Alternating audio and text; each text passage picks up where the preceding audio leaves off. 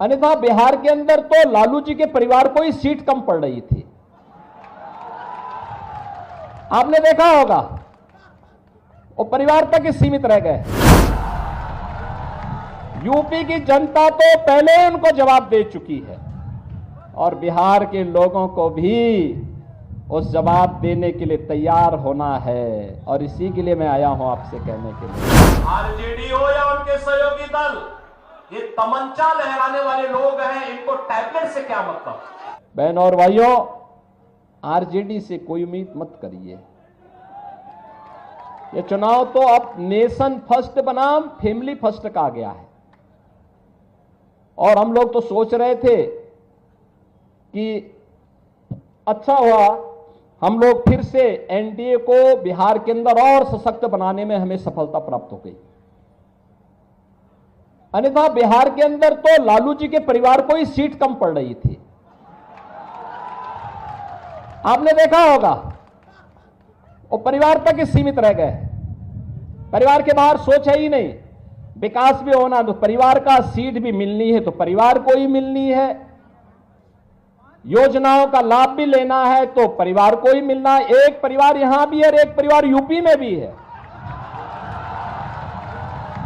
UP की जनता तो पहले ही उनको जवाब दे चुकी है और बिहार के लोगों को भी उस जवाब देने के लिए तैयार होना है और इसी के लिए मैं आया हूं आपसे कहने के लिए कि बहनों और भाइयों, यूपी और बिहार का संबंध तो चोली दामन का संबंध है, कभी अलग न होने वाला संबंध है। हमारे यहां जब बोलते भी हैं संबोधन में तो हम बोलते हैं जय सीताराम। पहले माता सीता का नाम लेते हैं, तब राम का नाम लेते हैं। यही हमारा संबोधन है।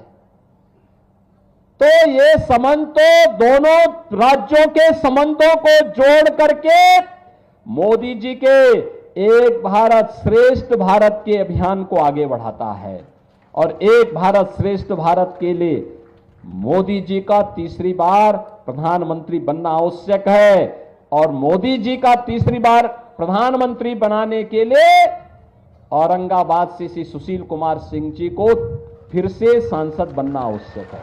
एक तरफ नौजवान के लिए आजीविका है, पीएम स्टार्टअप की योजना, पीएम स्टैंड अप की योजना, प्रधानमंत्री मुद्रा योजना और इस बार तो संकल्प पत्र में एक बात और कह दी गई, अब तक 10 लाख रुपए तक का नौजवानों को ब्याज फ्री लोन मिलता था, अब इसकी राशि को बढ़ाकर के 20 लाख कर देंगे। बहनों और भाइयों, आरजेडी रंगदारी वसूली से फुर्सत हो तब ना, आज रंग बीजेपी और एनडीए की सरकार में रंगदारी नहीं, स्ट्रीट वेंडर को पीएम स्वनिधि योजना का लाभ मिल रहा है और पीएम स्वनिधि का दायरा बढ़ा करके गांव के ठेला खोमचा रेड़ी लगाने वाले लोगों को, पटरी व्यवसायियों को भी इसका लाभ प्राप्त होगा। कल के संकल्प पत्र में भारतीय जनता पार्टी ने घोषणा कर दी है। बहनों और भाइयों, आरजेडी हो या उनके सहयोगी दल, ये तमंचा लहराने वाले लोग हैं, इनको टैबलेट से क्या मतलब। इसलिए डिजिटल इंडिया का विरोध करते हैं। और बहनों और भाइयों, भारतीय जनता पार्टी और सहयोगी दल आपको डिजिटल इंडिया में ले जा करके आत्मनिर्भर भारत और विकसित भारत की परिकल्पना को साकार बनाने के एक सारथी के रूप में आगे बढ़ाना चाहते हैं।